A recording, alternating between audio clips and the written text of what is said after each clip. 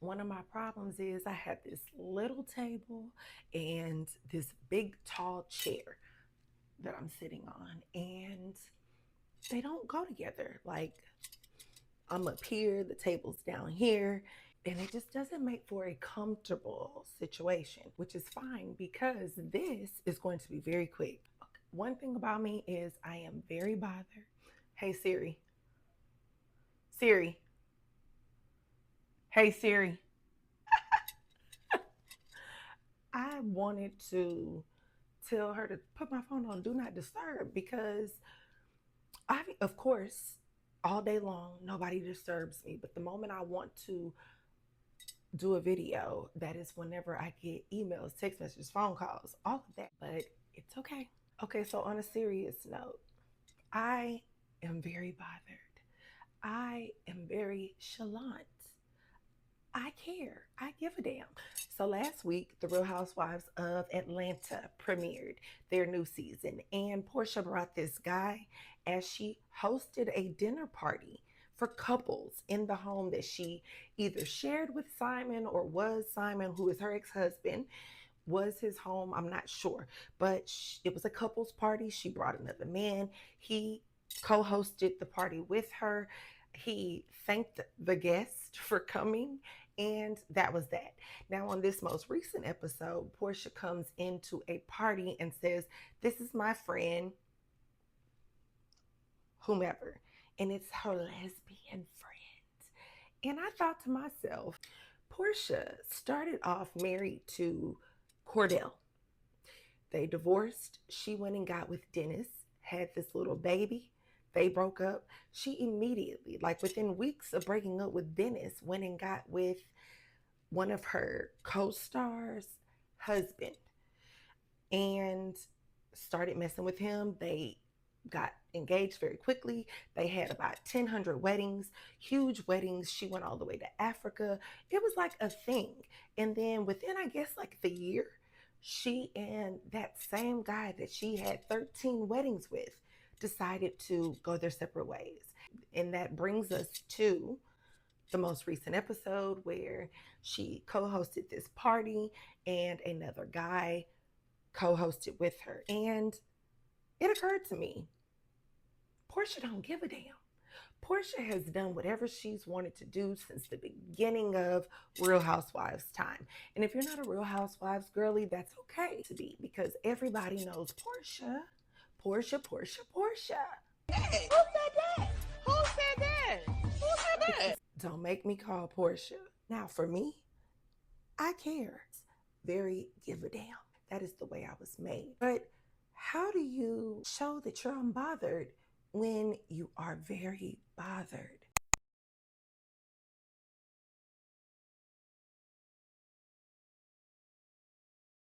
It's not about having no emotion. It's not about not feeling your feelings. We feel. That is what makes up our female DNA, is that we have all these feelings and all these emotions, and we've been taught to put a cap on them, but we don't have to. That is us being our feminine, natural selves. But just because I feel everything doesn't mean I have to show everybody that I'm feeling everything. Being unbothered is not about not feeling. It is about not allowing those feelings to take over. Very recently at work, I was talking to a coworker. We were doing just fine back and forth. We left work, went our separate ways. Everything was fine. The next day, we come back to work and she's not speaking to me. My very first instinct, because we were cool, my very first instinct was to blast her off in a text and just tell her about herself. But then I said to myself, myself said, why would you give this hoe the satisfaction of going in on her? She is purposely ignoring you. She is purposely not speaking to you to get a rise out of you, and you're going to give her what she wants. Now, there's a caveat to that. There are plenty of times that I say, you know what? I haven't gotten into it with somebody in a minute. Hold my beer. You want a fight? Let's go. I'm ready. But We can't always react that way just because we're ready for a little back and forth. We have to learn how to stop showing that we're bothered. How do you be how do you show that you're unbothered when you are really bothered? Well, first you have to put on the act. Of course, you are going to be bothered about certain, but you don't have to let the world know that you're bothered. Always pause. Imagine had I not paused for a couple of seconds and said, you know what? She's trying to provoke me. Let me not give her what she wants today. Had I not given myself a 3-second pause, I would have called her all kinds of names.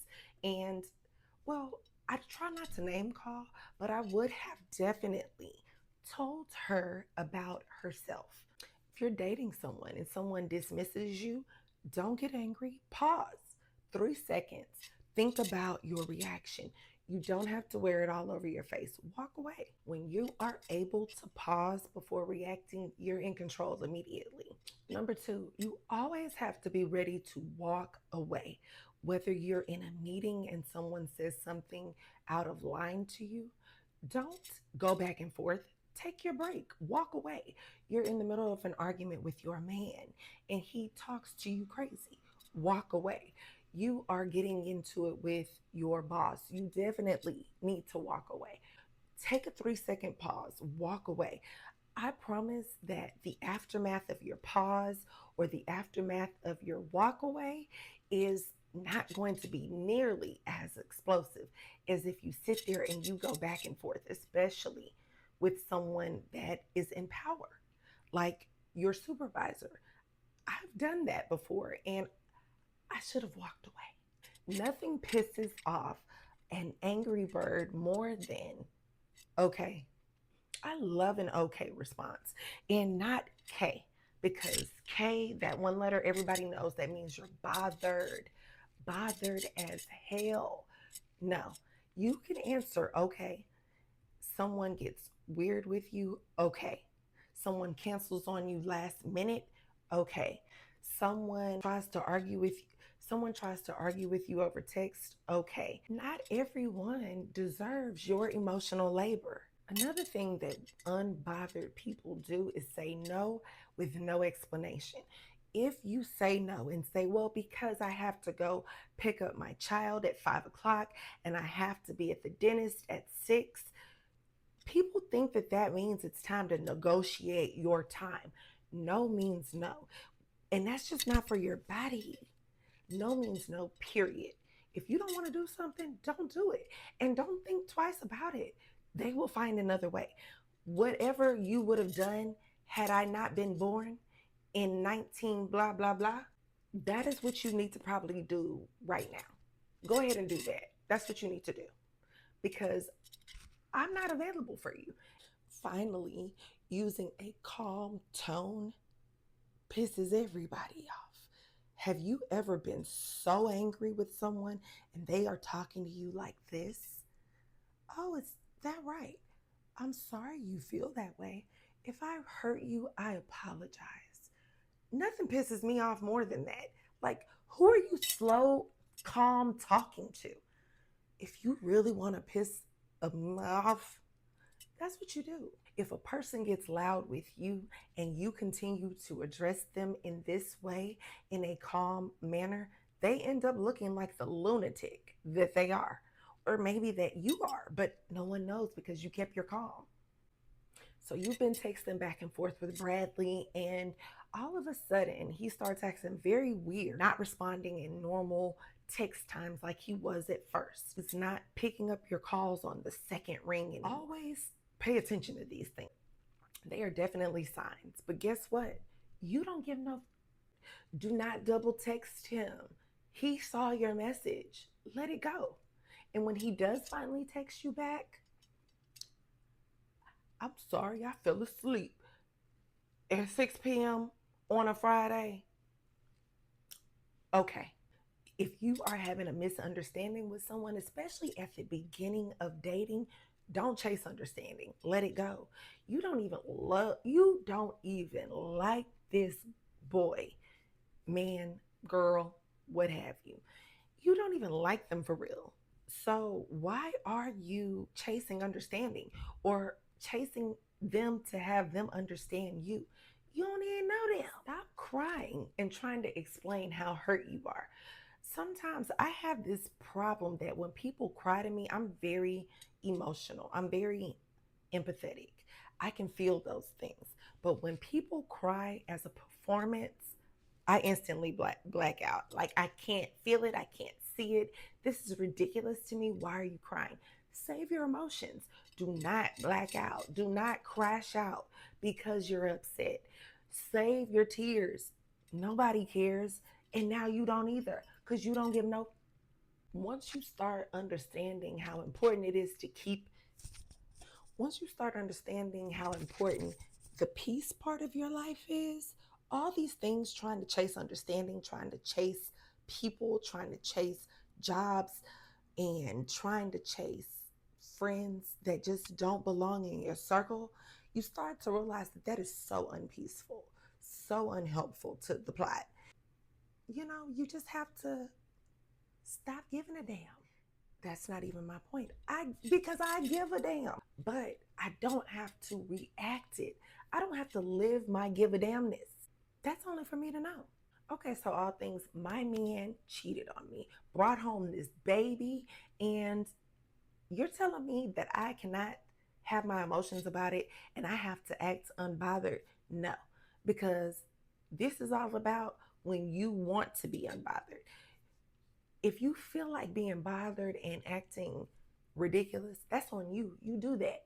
But if you are just like to the point of, I'm not about to be bothered by everything, you stop letting certain things get to you.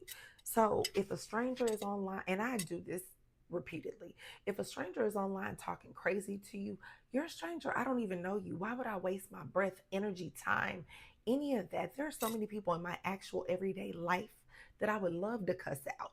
I don't have time to argue with the internet troll. Grandma gets on your Instagram and starts telling everybody you are a stripper because she watched your story and you was just taking them through there. You can't worry about your grandma misinterpreting your story. You can't worry about people thinking whatever they're, well, maybe your grandma is your grandma. You got to care about your grandma. But anybody else, no, we're not worried about it. We're not explaining our Instagram story to people. Somebody you're casually dating starts being inconsistent, be inconsistent too. I heard this song today that said, you don't like me, I don't like you more. You want to fight, I want to fight you more. You inconsistent with me, I'm inconsistent more. When somebody tries to bait you, which I am very easily rage baited. Please do not try to rage bait me. I'm going to give you what you want. But when somebody online is just trying to bait you for free, don't give them access to your emotions. Now, when you do address it, is whenever your partner disrespects you, your partner does something to you, why would you let that go? If they cross a boundary, address it. It's not, I'm unbothered, I don't give a F. No, I definitely am bothered. I definitely give a F, and we're definitely about to sit down and talk about it. If one of your friends betrays your trust, you tell them something and you hear it back from somebody else down the line, you betrayed me. You crossed my boundary, friends. You're in a meeting and your boss starts talking to you crazy in front of everyone. That's okay. That's okay. She's your boss. We don't even have to get out of line. But after this meeting, Lawanda, we're going to step outside and we're going to have a talk. Address it anytime someone crosses your personal or professional boundaries. You address it every time. And when you're tired of addressing it, get out of that space because we're too old to keep addressing things that are really, we are having a hard time not crashing out over. Okay. Sometimes you got to know when to hold them and when to fold them and when to remove yourself. Being unbothered is not being avoidant, it is being discerning. You know when to be bothered and you know when to not be bothered. Anytime a boundary is crossed, you're bothered. Anytime someone is just trying to rile you up, you'll never brag. Not for the real deal. What I've been waiting to get to. How to be unbothered when you are truly bothered. For me, I don't pretend. I just don't perform it. I can be upset, But everybody does not have to know that I'm upset with you. I literally can walk right past you. You know, I know. Everybody doesn't need to know. And I'm not even really too happy about you knowing. I regulate myself before I respond. I do my 3 second rule. I walk away if I have to. I say okay more times than I care to admit because I know it pisses people off. So I really use okay a lot because it's fun. I like upsetting people whenever necessary. I don't chase clarity, I create it. I was talking to someone, and this was a while ago. I was dating someone, and they kind of just fell off. I did not go chasing them to figure out what happened, why they fell off, why we haven't talked. I could have gave a damn less. But there's times that I have cared and I have put myself out there and I have let them know, like, hey, I'm really bothered that we're not dating anymore. And they ain't gave a damn. When people are ready to be done, they be done. So regulate yourself. Don't go chasing clarity. It's more embarrassing when they don't give a damn because you could have just not gave a damn from the beginning, especially when you don't even know them like that. I don't try to be understood. I take my time. I talk slowly. I let my aura speak for me. Oftentimes, I joke around. I play with people. I literally present to people who I am. So it's up to you whether you want to understand me with what I present or not. But I'm never going to chase you to clarify who I am. I know who I am. Do you know who you are? Do you want to know more about me? That means you need to run me down. Why would I run you down to clarify me? You'll never brag. And I never abandon myself to prove a point.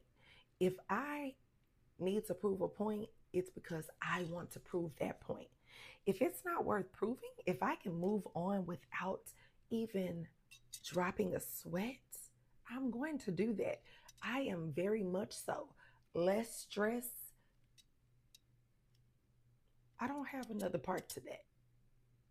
Living a peaceful life. If you're dating and he starts pulling away, let it go. Okay. He pulled away. You don't chase him. You redirect your energy. And it doesn't have to be to another person. You can redirect towards work, towards your family, towards your bills, towards your hobbies. There are so many other things to do in your life than run down a man. If I had a list of like 1,000 things I had to do, that wouldn't even be the 1,000th thing. It would not even make the list. Chasing a man for fun, it's just a no-no. And also, it's not fun. There's plenty of other things to do. Someone disrespects you, feel it, but don't let it control you. Don't let it make your anger rise up so much that you lash out at them and don't even get your actual point across. You respond once you are grounded and then you address it. Don't address things while you're angry. I had this ex that we were broken up for a while. We had a very, very dirty breakup. And I mean dirty. And we just could not see eye to eye. We couldn't get along. I never thought I would have anything else to do with this ex. So we, after years of not being together, I friend them on Facebook. We are friends. And everything's fine.